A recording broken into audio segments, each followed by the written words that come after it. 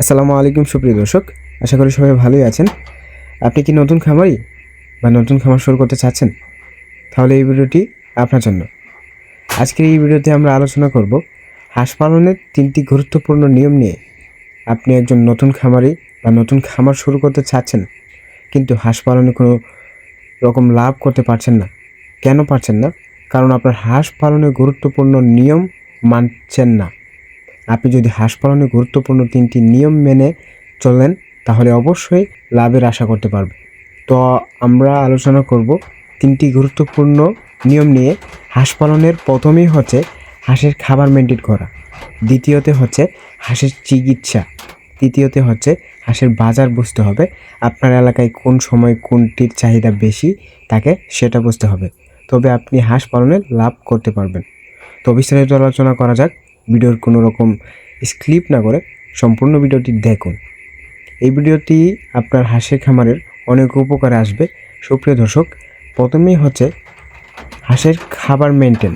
আপনি কি একটি হাঁসকে প্রতিদিন কত গ্রাম খাবার দিবেন? একটি প্রাপ্তবয়স্ক হাঁস প্রতিদিন 140 থেকে 150 গ্রাম খাবার খায়। এখন আপনি যদি 100 হাঁসের হিসাব করেন, তাহলে আসবে 100 × 150, 15 কেজি খাবার লাগবে। প্রতিদিন 100 হাঁসের পিছনে আপনার 15 কেজি খাবার যাবে। এখন আপনি যদি আরও বেশি হাঁস নেন, সেই ক্ষেত্রে আপনি এইভাবে আরও হিসাব করে নেবেন, ঠিক আছে? তো এখন আপনি যে 15 কেজি খাদ্য দিবেন, 15 কেজি খাদ্য কি একই খাদ্য দিবেন? না, একটি ডিমের হাঁসকে খাদ্য দিবেন 3 রকমের। 3টি খাদ্য কি দিবেন? ধান, ফিড, শামুক, এই 3টি খাবার মিশ্রণ করে 15 কেজি খাদ্য দিবেন 100টি হাঁসকে। এইভাবে যদি আপনি খাদ্যটা মেনটেন করতে পারেন, তাহলে অবশ্যই হাঁস পালনে লাভ করতে পারবেন।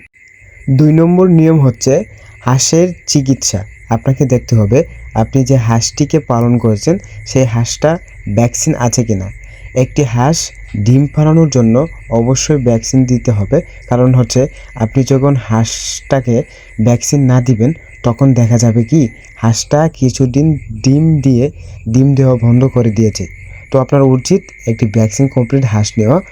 আপনারা ভিডিওতে যে হাঁসগুলো দেখতে পাচ্ছেন, এই হাঁসগুলো হচ্ছে ডিমের মুখোমুখি হাঁস, সম্পূর্ণ ভ্যাকসিন কমপ্লিট হাঁস। আপনারা যারা ভ্যাকসিন কমপ্লিট হাঁস নিতে চান, স্ক্রিনে দেওয়া নাম্বারে যোগাযোগ করুন, ইনশাল্লাহ পেয়ে যাবেন। এখন কথা হচ্ছে, আপনি যদি ভ্যাকসিন কমপ্লিট ছাড়া হাঁস নেন, তাহলে আপনার হাঁস মারা যাবে। এই কারণে আপনার খামারের বড় ধরনের লস দেখা দিবে। একটা হাঁসকে ডাক কলেরা যে ভ্যাকসিনটা আছে, এটা হচ্ছে সবচেয়ে গুরুত্বপূর্ণ ভ্যাকসিন। সেটার কারণে হাঁস মারা যায় এবং রোগে পড়ে। তো সেই কারণে আপনার হাঁস মারা যাবে আর আপনার খামারে বড় ধরনের লস দেখা দিবে। তো আপনার উচিত সম্পূর্ণ ভ্যাকসিন কমপ্লিট হাঁস নেওয়া। এইভাবে আপনি চিকিৎসা মেনটেন করবেন। আর আমি সবসময় বলি যে ভিডিওতে সব কথা বলা যায় না, তাই আপনারা যে কোনো প্রয়োজনে স্ক্রিনে দেওয়া নাম্বারে যোগাযোগ করুন।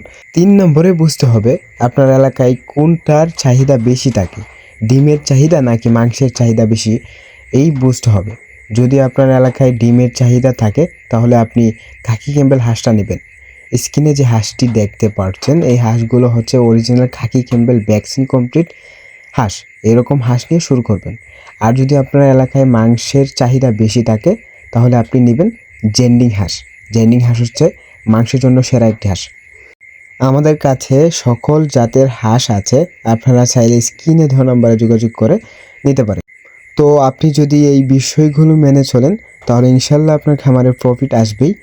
আপনাদের উচিত খাবার মেনটেন, চিকিৎসা ও এলাকার চাহিদা এইগুলো মেনে চলতে হবে।